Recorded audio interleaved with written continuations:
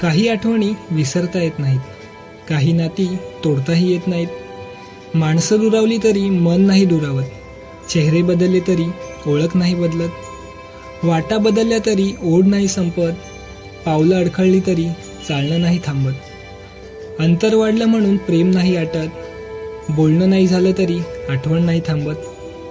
गाठी नाही बांधल्या म्हणून बंध नाही तुटत, परके झाले तरी आपलेपणा नाही सरत. नवीन नाती जोडली तरी जुनी नाती नाही तुटत, रक्ताची नसली तरी काही नाती नाही तुटत.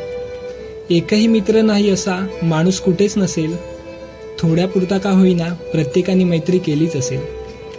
शरीरात रक्त नसेल तरी चालेल, पण आयुष्यात मैत्री ही हवीच. कितीही जुनी झाली तरी ती नेहमी वाटते नवीच. रक्ताच्या नात्यात नसेल एवढी मैत्रीच्या नात्याला ओढ असते, कशी असली तरी शेवटी मैत्री खूप गोड असते.